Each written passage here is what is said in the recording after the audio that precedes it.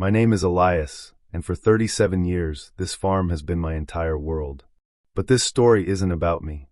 It's about a dog named Max, a yellow Labrador whose presence was as constant and unremarkable as the sunrise, until the night he became a legend whispered on the wind across these dry fields. Most folks think of Labradors as gentle giants, perpetual puppies with wagging tails, and a singular focus on the next meal or the next game of fetch. Max was all of those things. He was a creature of absolute, unwavering golden light, a living, breathing sunbeam in a coat of soft yellow fur. He was too clumsy to be a herding dog, too friendly to be a true guard dog, and frankly, too much of a gourmand to ever be mistaken for the lean, muscled working dogs of the neighboring ranches. He was simply Max, my companion, my shadow, the beloved, slightly pampered anchor of my quiet life. But a shadow was falling over our farm, a growing, gnawing dread carried on the evening air, the scent of Coyote. They'd been bold this year. Too bold. First, it was just the distant, chilling chorus after midnight. Then a few missing chickens.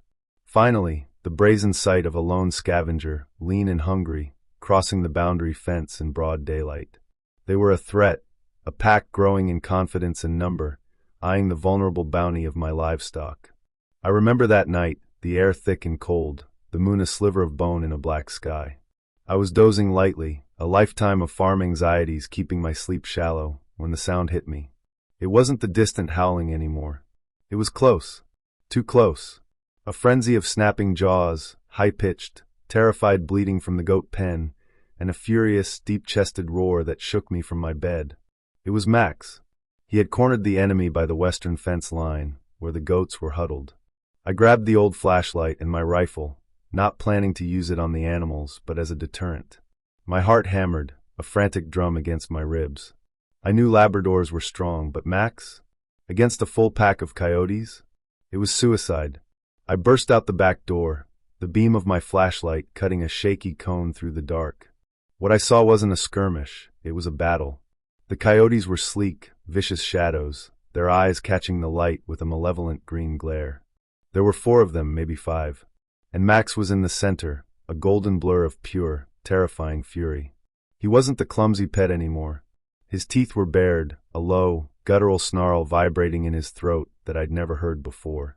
He was moving with a savage, precise grace, blocking, feinting, and driving the pack away from the fence, away from the terrified goats, using the sheer bulk of his body and an unnerving, focused aggression.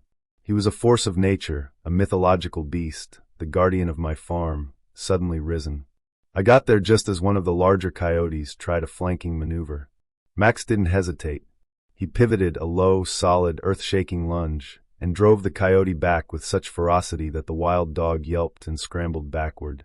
The entire pack hesitated, momentarily broken by the sheer, unexpected violence of the defense. It was my chance. I roared, a sound torn from my own fear and adrenaline, and fired the rifle into the air. The sound was deafening, cracking the silence of the night like a whip. The shadows vanished. The coyotes, their confidence finally shattered, retreated into the darkness, leaving only the smell of dust, fear, and a faint, metallic tang of blood in their wake. Max stood alone in the moonlight. He didn't rush to me for praise. He simply stood there, panting, his head held high, his golden coat bristling. He turned slowly, looked at the trembling goats, gave a single deep, low woof of reassurance, and then trotted back to the porch, laid his big head on his paws, and watched the darkness. The protector back on duty. I sat on the steps next to him, my hands still shaking, my mind reeling. Max, the gentle goofball, had just performed an act of impossible, selfless heroism, facing certain death to protect a flock that wasn't even his primary concern. He had saved my farm, not from a minor inconvenience, but from a genuine, devastating loss. "You saved us, boy," I whispered, scratching behind his velvet ears. "You're a hero." He just licked my hand, his eyes the familiar, loving pools of brown I knew so well, a gentle giant once more. The battle was over, and the legend of Max, the coyote slayer, had begun. Life on the farm returned to its rhythm, but nothing was truly the same. The coyotes vanished for a while, their confidence apparently broken by the brutal lesson Max had delivered. But the silence felt like a heavy blanket, a pause before the next storm. And in that silence, my perception of Max changed, transforming from that of a pet to a sentinel, a true guardian. Max, however, was still Max. He demanded his morning ear scratches with the same insistent nudge of his wet nose. He still treated the mail carrier like a long-lost friend. He still viewed the kitchen as his personal culinary destination. Yet there were subtle shifts, cracks in the golden veneer that only I, his closest companion, could observe. In the mornings, he no longer bolted straight for his breakfast bowl. He performed a precise perimeter patrol of the yard and the livestock pens, his nose low to the ground, sniffing out residual scents, his body language taut and focused. He only ate once his self-assigned duty was complete. At night, he refused to sleep inside. He insisted on the porch, positioning himself not against the door, but at the corner of the house that offered the clearest view of the western ridge where the pack had retreated. His sleep was a series of quick, shallow naps, his ears twitching at every gust of wind, every distant sound. He had taken on the weight of the farm's safety, and it was a heavy burden. I started training him, trying to channel that raw, protective instinct into something sustainable. We worked on drills, scent tracking, and boundary setting. He was a quick study, his intelligence suddenly seeming sharper, his focus relentless. He was a Labrador, yes, but he was evolving into something more, a primal, fierce defender, hidden inside the body of a family dog. The neighbors, having heard the embellished tales of the Coyote battle, began to treat him differently too. Farmer Jones, who had always scoffed at pampered dogs, started leaving bags of high-quality kibble on my porch. Mrs. Henderson, whose prize rooster had been a victim of a previous attack, baked him his own chicken liver biscuits. Max was a local celebrity, the four-legged embodiment of the quiet strength that resided in the heart of our struggling community. But the real struggle was inside me. Max was becoming lean, the happy fat of his youth replaced by corded muscle. His playful nips had an unintentional hardness to them. His eyes, always so full of simple joy, were now often shadowed with watchfulness, a certain sadness of responsibility. I had my hero, but I missed my companion. I missed the dog who would trip over his own feet in his haste to get a belly rub. A month later, the tension broke. They returned. This time, there was no surprise. Max woke me with a low, insistent bark, a sound that was not frantic, but purposeful, like the single toll of a warning bell. I scrambled to the window. The air was still. The moon was nearly full, casting an ethereal, cold light over the fields. The pack was larger this time. I counted 6 shadows, moving with a terrifying, synchronized purpose, spreading out to encircle the main barn. They had learned from their last defeat. This was a strategic attack, designed to overwhelm the single defender. I raced outside. Max was already 40 yards into the field, moving to intercept. "Max! Stay!" I yelled, my voice cracking.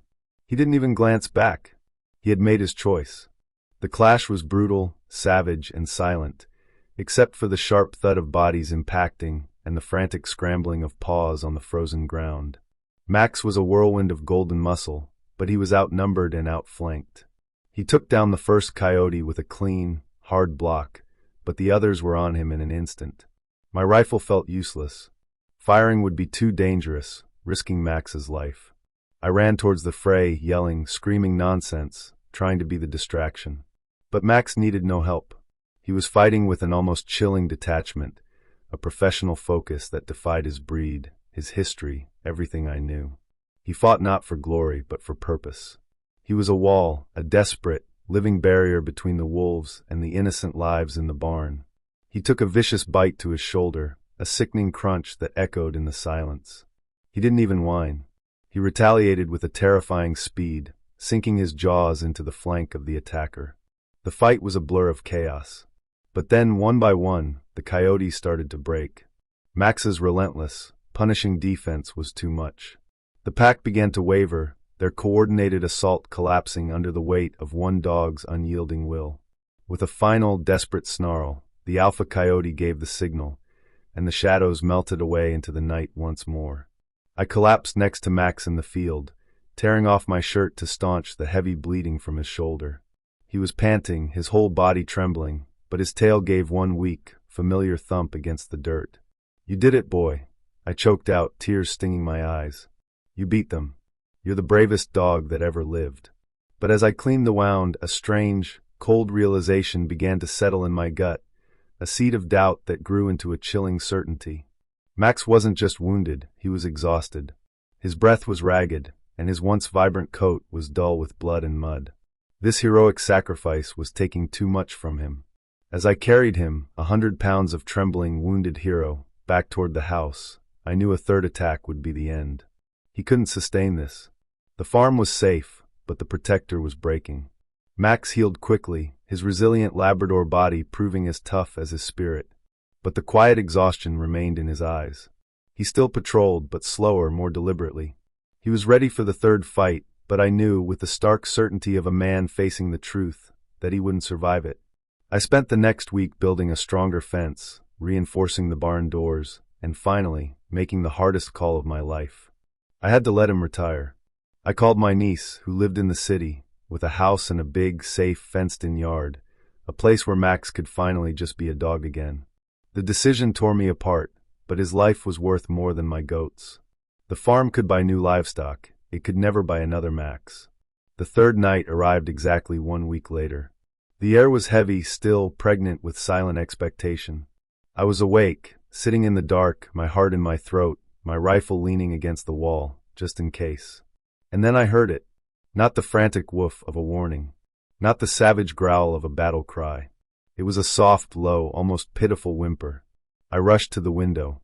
Max was on the porch, his body low to the ground. He wasn't looking at the dark fields. He was looking at the goat pen. And then I saw the coyotes. Except they weren't attacking. There were two of them, the alpha from the previous attack, a ragged, scarred male, and a smaller, heavily pregnant female. They were standing outside the fence, their heads bowed. And they weren't looking at the goats with hunger. They were looking at Max. The whimper came again, and I watched, paralyzed, as Max slowly, cautiously walked off the porch, his limp barely noticeable, and made his way to the fence. He stopped about 10 feet away from the wild dogs. The alpha made a single low, submissive sound, a whine of true desperation, not of malice. The female then did something that made my blood run cold. She nudged a small, furry bundle forward with her nose. A puppy. No, not a puppy. A coyote pup. It was tiny, struggling, and clearly injured. Max stood there for a long moment, a statue of gold and muscle, staring at the pup. I could practically feel the conflict radiating from him.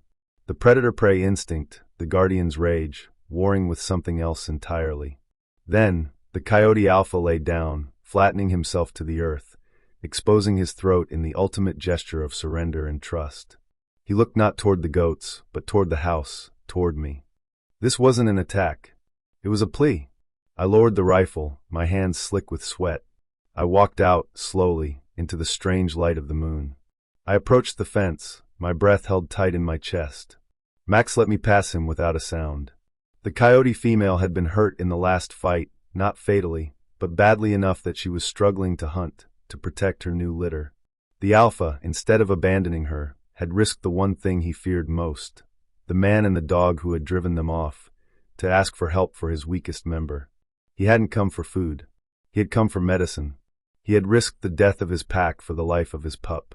I looked at the injured pup, then at the desperate, intelligent eyes of the alpha coyote. Then I looked at Max. Max stood between me and the coyotes, but he wasn't guarding against them. He was facilitating the interaction. He gave a soft, reassuring sniff toward the pup, and then he turned and nudged my hand with his nose, the familiar goofball gesture, only now it carried the weight of a silent command. Help them. Max hadn't been fighting to kill. He had been fighting to send a message. He fought with enough force to break their will to attack, but never with the intent to destroy. He was protecting the farm by establishing a boundary of strength and a boundary of respect, forcing the wild dogs to see him not just as an enemy, but as a force to be negotiated with. His battles weren't about dominance, they were about survival for everyone. I was a farmer. I knew the cycle of life and death on the land. But that night, I saw something beyond the cycle. I saw a bridge built on necessity and trust, initiated by a Labrador who understood the true nature of protection better than I did. I didn't open the fence. Not fully, but I gently pulled the small pup into my care, promising the alpha, with a nod, that I would return it if it survived. The alpha watched me, his body trembling, but he didn't move until I was back inside. Max didn't follow me. He stayed by the fence, watching the coyotes retreat into the darkness, a single, silent guardian, his job done. He didn't come in until sunrise. I spent the next 3 days nursing the pup, a frail creature of instinct and fear. Max stayed close, keeping a respectful distance, occasionally dropping a favorite, slobbery tennis ball near its makeshift bed. On the 4th night, I returned the healthy pup, placing it back outside the fence. The alpha approached, nudged the pup once, and then looked directly at me. No growl, no threat, just a silent, deep acknowledgement. Then they vanished, and the chorus of the night was silent. They never bothered the farm again. Max lived 5 more years, a happy, aging sunbeam who finally got to enjoy his retirement, full of biscuits and belly rubs. He died in his sleep, his head resting on my knee. And I finally understood the truth. My farm was saved, not by Max's willingness to fight, but by his profound understanding of coexistence. I had seen him as a hero who had to destroy the enemy. But Max knew that on the edge of the wild, a true protector doesn't seek annihilation, he seeks balance. He fought with incredible ferocity to establish his strength. Yes, but he did it to force a negotiation, to earn respect, and to show the coyotes that there was a line they could not cross, and that outside that line, even an enemy could find a moment of peace and a chance at life. The greatest act of courage is not to wage war, but to stand strong enough to inspire trust in your most dangerous adversary. Max taught me that true strength isn't just in the bite, it's in the restraint and the quiet, golden heart that holds the line. He was the greatest guardian because he was, above all else, the kindest soul.